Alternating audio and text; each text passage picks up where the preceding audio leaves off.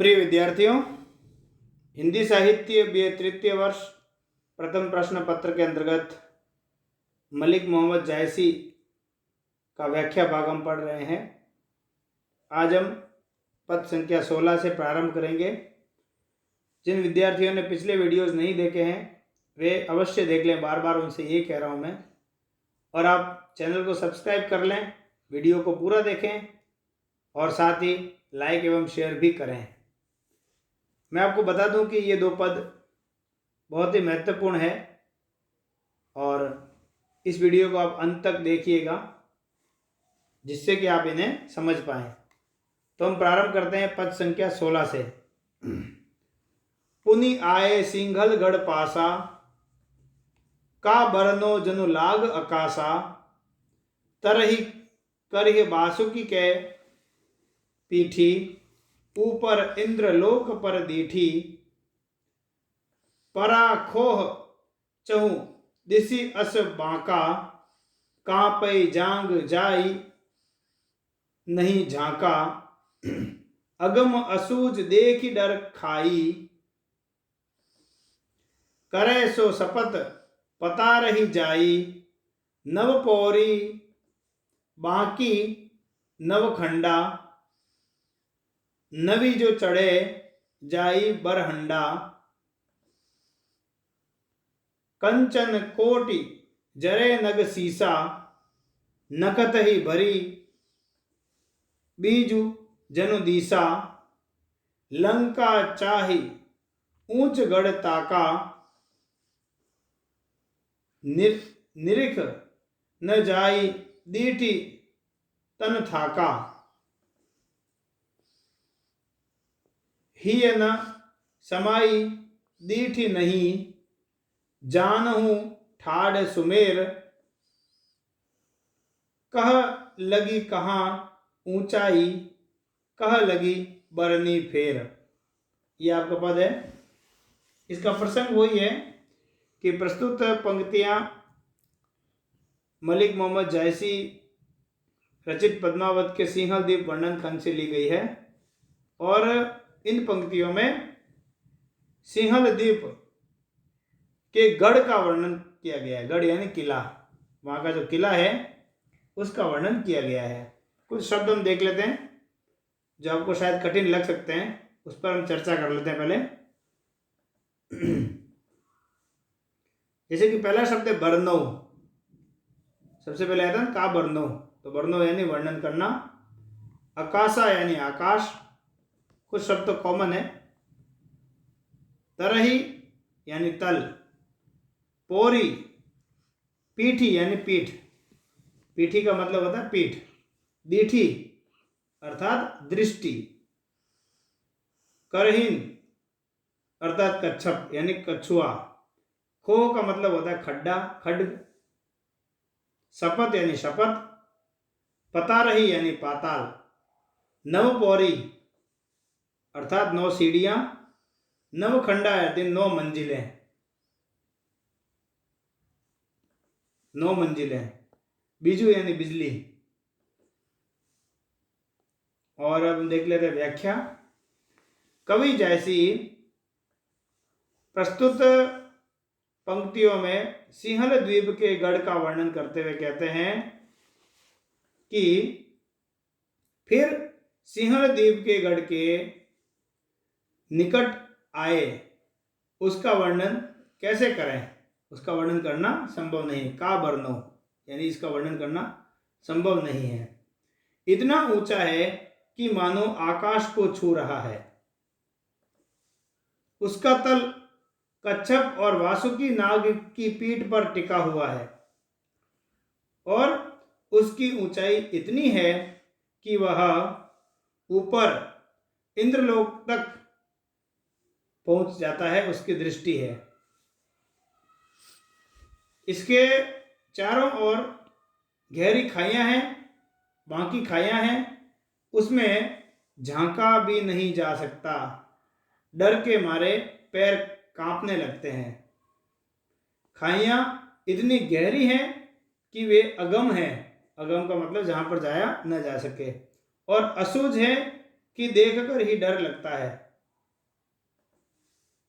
यह शपथ पूर्वक कहा जा सकता है कि जो इसमें गिरेगा वह निश्चित रूप से पाताल लोक में जाएगा।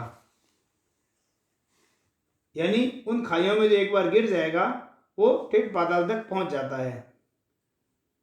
वहां पर अर्थात तो सिंगल द्वीप के गढ़ में वहां पर 9 मंजिलें हैं और उन पर चढ़ने के लिए सीढ़ियां भी बाकी, यानी बहुत अच्छे से, बहुत मजबूती से बनाई गई है।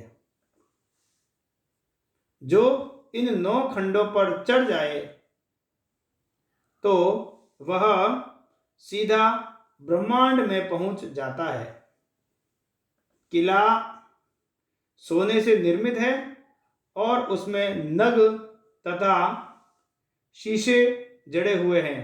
वे ऐसे चमकते हैं मानो बिजली की चमक से युक्त तारे हो। वह गढ़ अर्थात सिंघल द्वीप का जो किला है लंका से भी अधिक ऊंचा है। इसकी ऊंचाई देखना अत्यंत मुश्किल है। इसको देखते दृष्टि और मन दोनों ही थक जाते हैं। वह इतना ऊंचा है कि उसकी ऊंचाई हृदय में नहीं समाती और न वहां तक दृष्टि ही पहुंचती है। अर्थात उसके बारे में सोचना भी हर व्यक्ति के लिए संभव नहीं है। वह ऐसा लगता है मानो विशाल सुमेरु पर्वत खड़ा हो। उसकी ऊंचाई को कहां तक कहूं, उसके घेरे का कहां तक वर्णन करूं। ये इसकी व्याख्या है।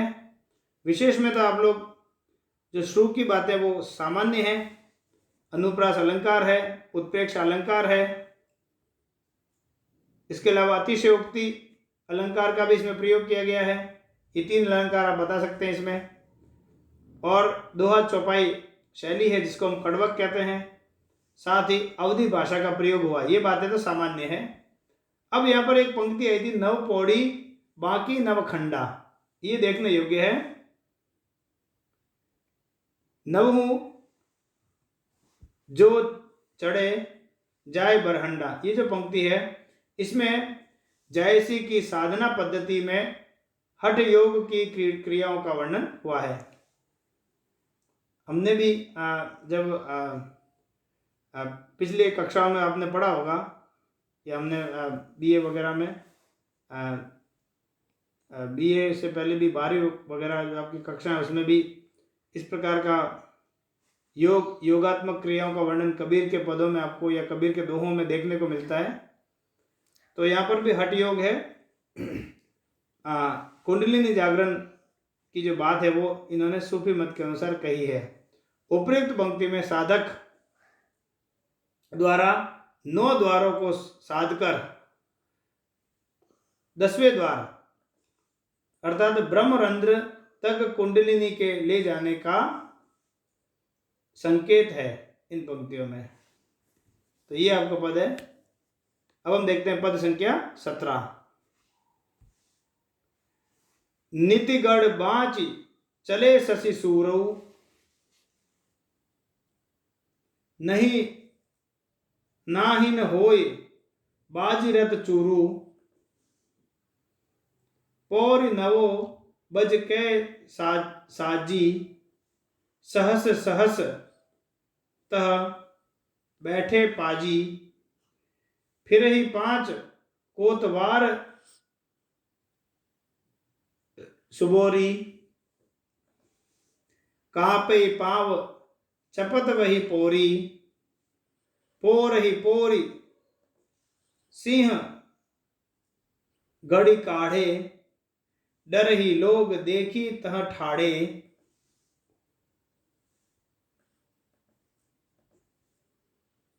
बहुविधान व नाहर गढ़े,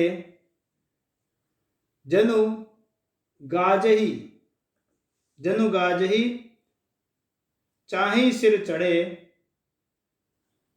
टा रही पूछ पता रही जी हा, कुंजर डरही कि गुंजरी लीहा। कनक कनक शिला गढ़ी, सीढ़ी लाई, जगमगानी गढ़ ऊपर ताई। नवो खंड नव पौरी और तह ब्रिज केवरा, ब्रिज केवार। इसको वापस देख लें। नवो खंड नव पौरी और तह ब्रिज के वार, चारि बसेरे सो चढ़े, 700 उतरे पार। 700 उतरे पार। यहां पर भी प्रसंग वो का वही है कि प्रस्तुत पद्यांश या प्रस्तुत पंक्तियां मलिक मोहम्मद जायसी कृत सिंहल द्वीप वर्णन खंड के से ली गई है और इन पंक्तियों में भी सिंहल द्वीप के गढ़ की विशेषताओं का वर्णन किया गया है। ये जो पंक्तियां इनमें भी पिछले पद की तरह सिंहल द्वीप के गढ़ की विशेषताओं का वर्णन किया गया है। और शब्दार्थ देख लेते हैं जो कि कठिन है थोड़े से। नीति यानी नित्य, शशि सुरु अर्थात चंद्रमा तथा सूर्य, बाजी यानी घोड़ा, पाजी यानी सैनिक,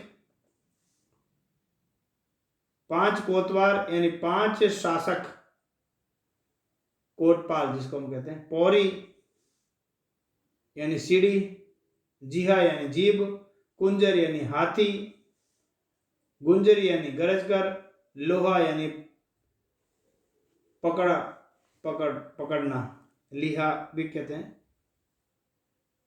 4 बसेरे, ये महत्वपूर्ण है। 4 पड़ाव, सूफी मत की 4 अवस्थाएं जो होती है जिनके नाम है शरीयत, तरीकत, हकीकत और मारिफत। ये 4 पड़ाव है इनके। अब हम व्याख्या देखते हैं।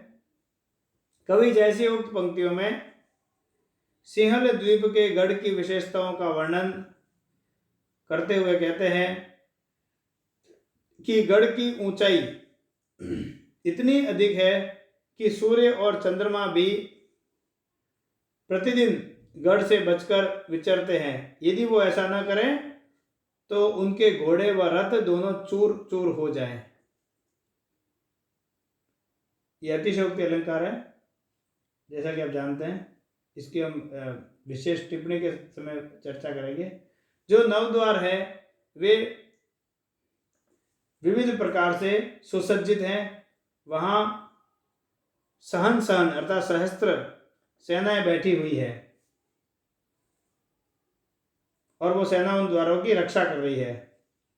वहां पर 5 शासक नियमित रूप से चक्कर लगाते रहते हैं। उन पावरियों पर अर्थात उन सीढ़ियों पर पैर पड़ते ही कांपने लगते हैं। हर एक सीढ़ी पर सिंहों के चित्र कड़े हुए हैं। उन्हें वहां खड़ा देखकर लोग डर जाते हैं। वे सिंह बहुत अनोखे कड़े हुए हैं, मानो वे गरजकर सिर पर चढ़ना चाहते हैं। वे पूंछ को हिलाते हैं और जीभ को फैलाए हुए हैं। उन्हें देखकर हाथी डरते हैं कि गरजकर पकड़ न लें। उसकी सीढ़ियां सोने की शिलाओं को गढ़कर बनाई गई हैं। वे किले के ऊपर तक जगमगाती है। 9 मंजिलें हैं और उन पर 9 सीढ़ियां हैं। वहां ब्रज के किवाड़ अर्थात बहुत ही मजबूत किवाड़, वज्र के किवाड़ लगे हुए हैं।